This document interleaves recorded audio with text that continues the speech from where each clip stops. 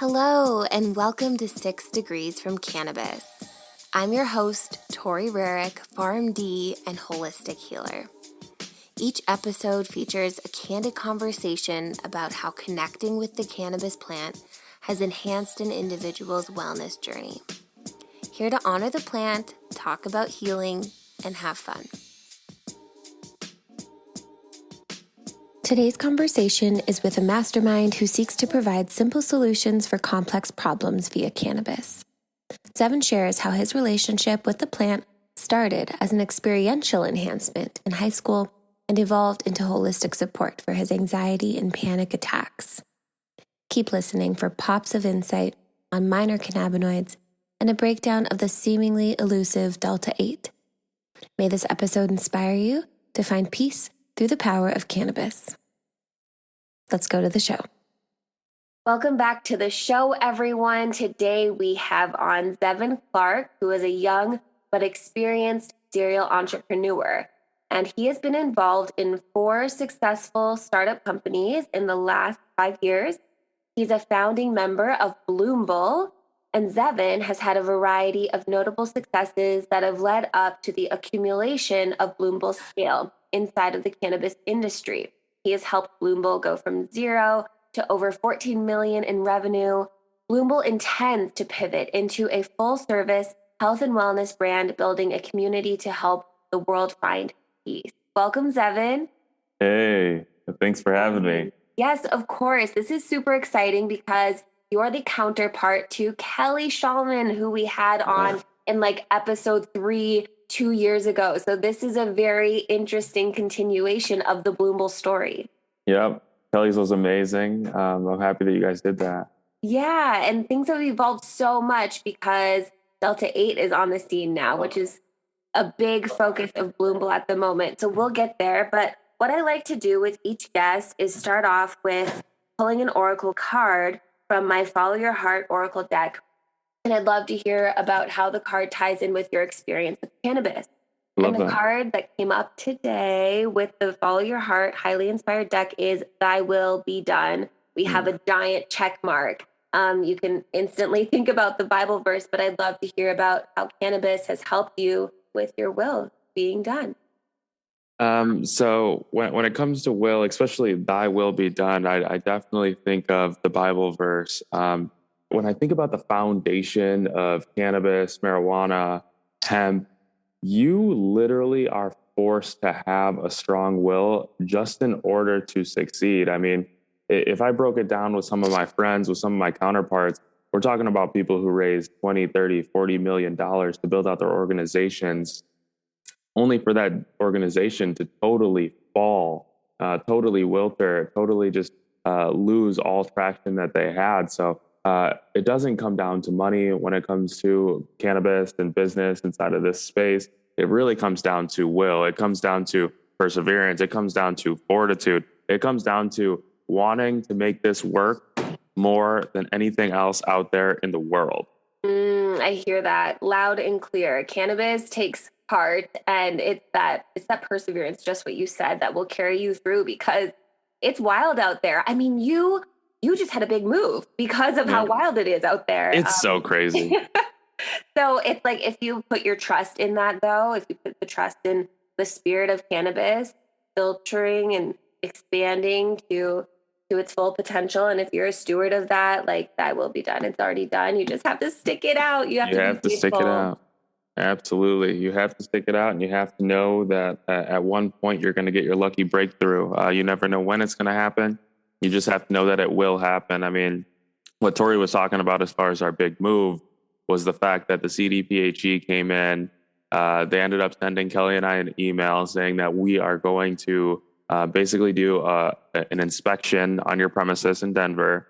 And we were like, okay, an inspection. And then they added this one specific comment that we went berserk over. They said, if we find any Delta 8 products, it's a voluntary condemnation or embargo. And I don't even know what that means. So I was just like, guys, we have to move. We have to move tomorrow. Mm-hmm. It all ended up turning out that it wasn't as bad as we took it. We were more progressive about it. a lot of people stayed, they fought, and it seems like Denver is thriving again on the Delta 8 side, especially on the conversion and manufacturing of Delta 8. Deep breath on that, because I know it's been such a whirlwind, but that's the thing I love about Bloomble. That's the thing I love about you and Kelly and this business. And it's consistent from, if you listened in 2019, you were always on the leading edge. You were always progressive. You are always in integrity in this industry. You're always doing what you can so that your clients, your consumers will trust you and know where to look. Absolutely. We've scoured the earth. Well, not the earth, but we've scoured at least the United States of America, Tennessee, New York, Connecticut, New Jersey, Florida, Texas, Kansas, California, Oregon, Seattle. Yeah. We've been everywhere just trying to find some of the best, most superior product that we can offer to our consumers, to our community, to make sure that they know that the products that they're taking, they're safe for consumption, and they'll do exactly as advertised. They're not going to make anybody sick like the pharmaceutical companies. They're really there as a natural remedy. Okay, so rewind. What was your original perception of cannabis, and how has that shifted, if it has? So do you want the long-winded, like when I was 16, 14? Yeah. Okay, yeah. Well, back in the day, all cannabis was for me. I mean, I didn't sell in high school. I was an All-American football player. So for me, it was all about consumption. I would just take and smoke day after day after day. My best friend, he lived probably 10 houses down from me, but his neighbor, Jim, that guy, he was like 40 years old. He was smoking weed every single day. I think one of my first encounters with weed was Brandon's neighbor showing us what it was. But at the beginning, it was all about consumption. It was all about feeling. I'd smoke literally just to listen to music, because after smoking, it would make my ears or I guess it would make the melodies behind the songs themselves sound so much better, so much clearer. I'd have so much stronger feelings about what I was listening to. Especially also when I was working out, I'd have so much more intention behind when I'm curling or when I'm squatting. I'd be focused, right? It was all about consumption at the beginning. So you went to cannabis on purpose. You noticed this intensification of whatever you were doing, and you sought that out. Yep, absolutely. And so, was this something you were hiding? How was it perceived in your family, in your friend group? So, in my family, my mom never even knew that I was into weed, smoked weed, but my dad caught me like 10 times. My dad caught me like 10 times, all throughout high school, and then going into college. It's as if they stopped caring, and a switch was flipped, because I ended up meeting several different people that led up into us being able to legally sell it. So we moved out to California, Michael and I. This was just a tad bit before Kelly. She was entering the picture, but we actually started a delivery service called Good Life Deliveries in California, where we started in West Hollywood and grew to 10 locations, just delivering ounces. We would do $90 ounce specials, shit ton of Blue Dream product, edibles. We had coffees, teas, waters, all infused with real marijuana and cannabis. And that's how we actually pivoted from being a consumer to being on the business end of the spectrum. That's amazing. You had this love and this passion for the plant, and you followed it. Yeah, exactly. So you never really felt that stigma to hide it. I mean, of course, your parents and that sort of thing, but in terms of society, you felt like this is my plan and it's helpful to me. Well, we got really lucky, right? We were born in a time where federal legalization is now within question, right? And we were also born into a time where California made medical legal and they made recreational legal. And so I felt like there was no need to hide it, right? I felt like I was safe. In some instances, even being as out loud and forthcoming as I am, it has led to some types of destruction in different ways, but that's just because some police want to enforce something that they don't even know how it is, right? They don't actually understand.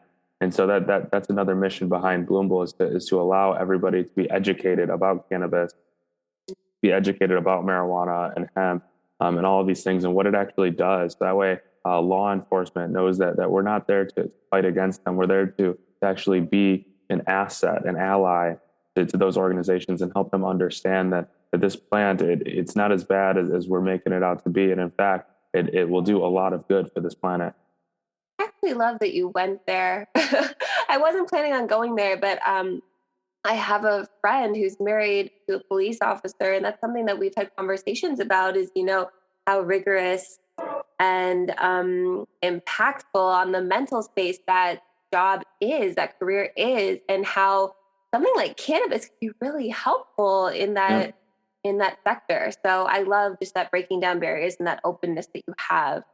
Zevin, how does the plant serve you now? Now I use it recreationally for a plethora of different ways. So I'll take a gummy or two, I'll take a dropper, the tincture, and then I'll smoke religiously on the vape cartridge. The only reason why I'm not really smoking the vape cartridge right now is because as you can see, I'm literally in a hotel lobby. Yes. So like, I think that they'd think that I'm crazy. They'd probably ask me to leave. So that's the only reason why I'm not using it at this exact time. But I use it all the time just because it helps me not only focus, but it helps me become calm. It helps me find my inner peace. It helps me find joy and happiness. I'm not sure if you knew this, but I've in the past suffered from severe panic attacks and anxiety. So there was a time where I wouldn't even be able to like leave my house or even like get out of bed without having like 2 or 3 shots. So I actually ended up giving up alcohol and pursuing cannabis because it was helping so much more with a lot less side effects, right? A lot less mistakes that were happening. So I use cannabis to be a functioning member of society and just live a normal, more empowered life. That's so great. That's something I've been seeing a lot lately is people saying cannabis is not the gateway, they say drug, but it's the exit drug. Right. Exactly. So how do you serve the plant? So many ways, but like what's up currently? Tell us about your current endeavors. Currently, we are the reason I'm out in Oregon is because there's a company, Siskiyou. They have the title as far as the top RSO in all of Oregon. So we're going to be adding their RSO to our line. There's been a lot of people who have came to me about the severe pains, right? The people like my neighbor Rock, he's been suffering from chronic pain specifically because he's been an auto mechanic. And so he's been on his feet for the last 30, 40 years. And sometimes the muscle roll on isn't enough. So what I did find that is enough is a perfect symphony of an RSO oil where you're taking like 1 milliliter or half a milliliter a day. And it does take away the pain. It does make you feel a lot better. So we're pivoting into functional cannabis items, your retail direct to consumer. We're going deep into our smokable flower. That's another reason I'm out here. It's to vet a little bit more farms, form stronger relationships, stronger bonds.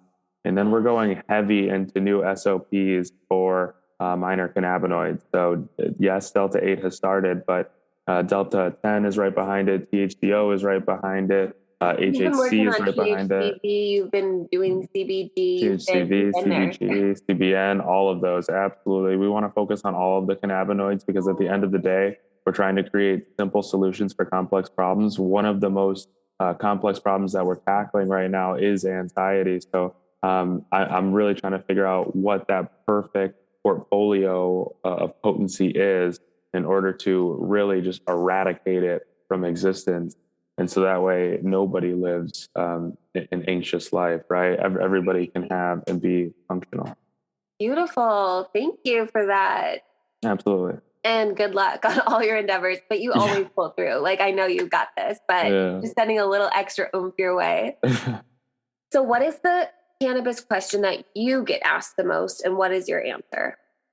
That's a good question because I get asked like so many different questions. Exactly. You're the guy. There are questions on the business side. There are questions on what does CBD do for me? What is Delta 8? Probably that's most often. Tell us about Delta 8. Okay. Delta 8 is it's the same thing as Delta 9, but 40% of the strength. So where Delta 9, you'll smoke it, and in some instances, it can be too strong for some people. Delta 8 is the perfect, it's literally the perfect experience, the perfect high, the perfect vibe, specifically because it's not overpowering. You can still be in communication with others. You're not going to be totally couched. And it's the perfect potency. I would say Delta 8 is a great alternative for those who want something a little bit stronger than CBD, but not as strong as conventional marijuana Delta 9 product. Right. And so for the listeners, if this is the first time you're hearing about Delta 8, so THC, when we're talking about that, that's Delta 9, technically. Correct. Delta 8 is very close to that in chemical structure. It still has this like a double carbon bond, if you want to get sciencey, but it's in a different spot. And so it still binds to the ECS receptors, the endocannabinoid system receptors. But it might bind differently just due to that, where the double bond is placed. And so people don't experience that same intensity as Zevin is talking about as they do with the Delta 9 THC. And because, law-wise, there's been specific language banning THC, Delta 9 THC, this is kind of like a loophole. This is a way around it.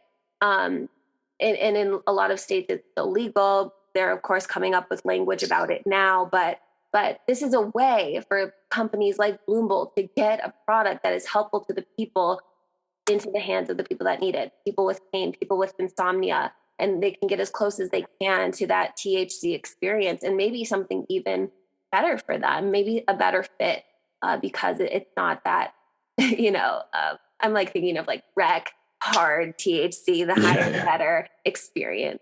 Yep, absolutely. I couldn't have said it better myself.